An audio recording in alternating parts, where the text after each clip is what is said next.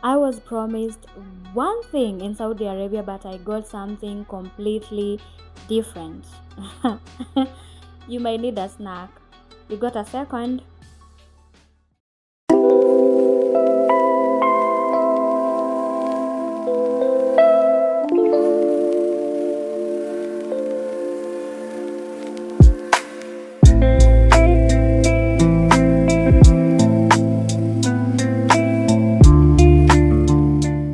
Okay, you are back.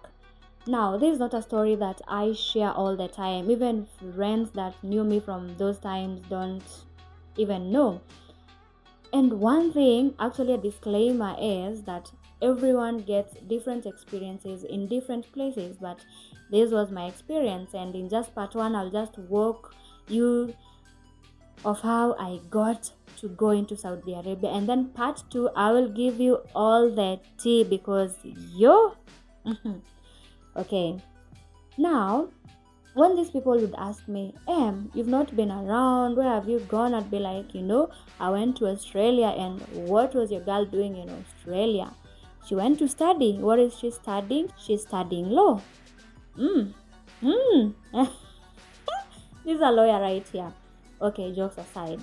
Now, this is a story that goes back to from 2021 exactly. Now, in 2019, I graduated. After graduating, I knew life was gonna be easier, life was gonna be simpler. I was gonna get a good job, a white collar job, and money will come in, our childhood dreams. So, but that wasn't the case. I'm tammacking, I'm sending CVs, I'm looking for anything at this point. For the whole of 2020, I didn't even get a single job. There's only one sole provider at home, and as a matter of fact, I am the firstborn. Mm.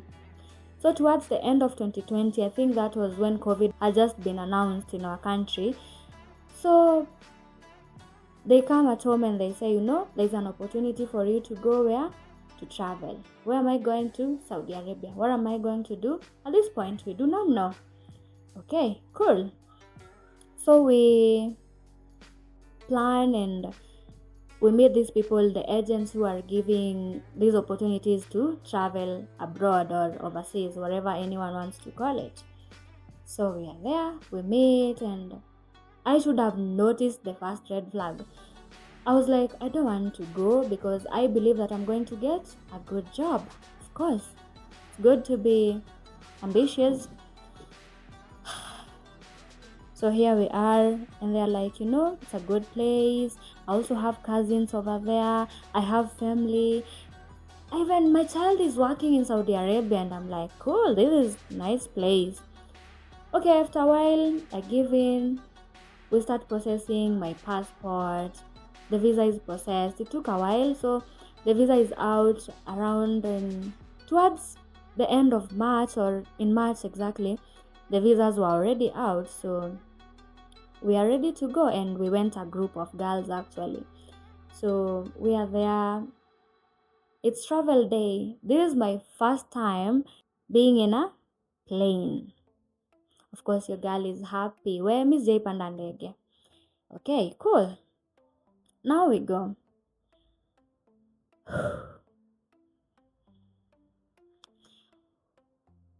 Another red flag, while we are now flying, we get to Sharjah airport. Tell me why these people did not even book us food in the plane.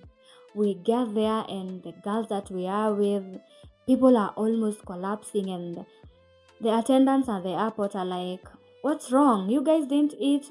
So our meal was supposed to be in our second flight. Unfortunately, we got to Sharjah at 8 in the evening, and our second flight was at 2 the next day, 2 p.m. So like they're like, no, we'll take the tickets, we'll give you food here at the airport, and then you guys wait until tomorrow, but you'll not have food in the second plane. This is my first time being in a plane. I do not know how these things work. Okay, our second plane, we go in our second plane, and disaster strikes. Our plane hangs mid-air for around 30 minutes. We are all scared for our lives. This should have just been a warning, where, itakuwa moto, it's going to be fire. Fire si fire. Ni fire si fire. Haya. There we are. We have an emergency landing. We get to this airport. It's called Dammam. It's a beautiful airport. Actually, Saudi Arabia is a beautiful place. It's only that people get different experiences, and this was my experience. So we get there and we are taken to some place behind the airport. We are there. We wait at around I don't know when they came, but we landed there very early in the afternoon. So the people who are supposed to pick us come a bit. It was dark already. We have not eaten since yesterday, since we had our last meal at the airport. Okay. Another red flag is that they come with this bus and they are telling us you're not supposed to draw the curtains. You're supposed to let the curtains be closed. Cool. We start screaming. We need food because already one of us has fainted. Yo. Okay, they get us some Pepsi and some bread. I don't remember. The kubus. For those who have been in Saudi Arabia, it's called kubus. Okay, we eat. We get at this hostel where a week is almost over. There's no internet. The food there is shared. Okay, we were Ugandans, there were Kenyans, Ugandans, and Bangladesh, and I met some crazy Bangladesh there. These people are always fighting every day and with knives, and I'm like, yo, where am I? Okay, things get out of hand. We've never seen anyone. Nobody has come even to tell us welcome. Okay, we are there. It's time to cause drama. So I'm here, I'm like, I'm sending mom, please call me, because when you're there, you cannot call. First and foremost, you don't have airtime. You do not have internet. So I'm just sending mom, please call me, and I don't know what told her to send me airtime. So she sends me airtime, and I'm like, mom, wherever we are, it's, I don't know, whatever is going to happen to us. We are just someplace enclosed. Tumefungiwa. So mom is back at home in Kenya, so she has to call the agents and find out what is going on. Mulipeleka wapi watoto wetu? Where are our kids? Okay, so now we've brought World War III. I didn't know they were like that. It was a good thing if you ask me. In the evening, there's this dude comes in, Sam Mohammed. Okay, cool. Where's those girls? Because it wasn't only me who called my family. There's also other friends of mine that called their families. Okay. Where's those girls? And they get there and we are tiny. It was me and another friend of mine that we are friends till now. We were the two tiny girls and we were the one that brought all this chaos, because this is my life, I thought this was going to be a soft life, okay?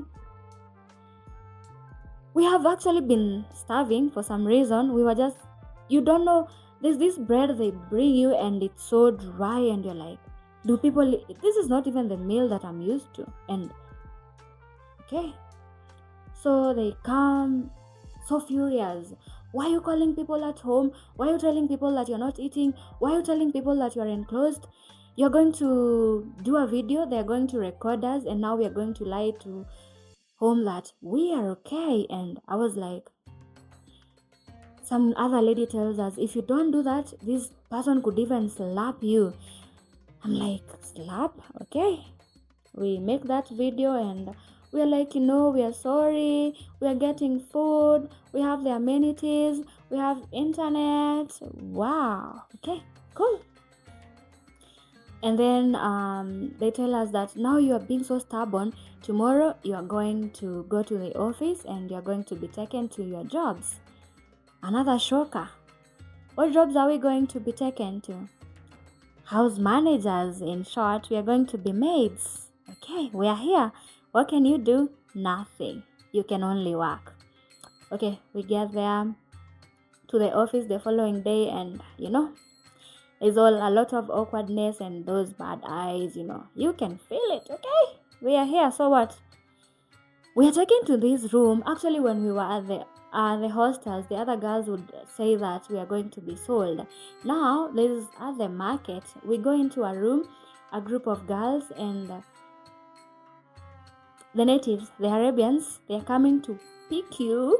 You're going to stand up, and you're going to be asked to turn around. I came to work in an office. Why am I being chosen with one person? Like, why? I don't get it. Emily is picked. Drama is about to begin.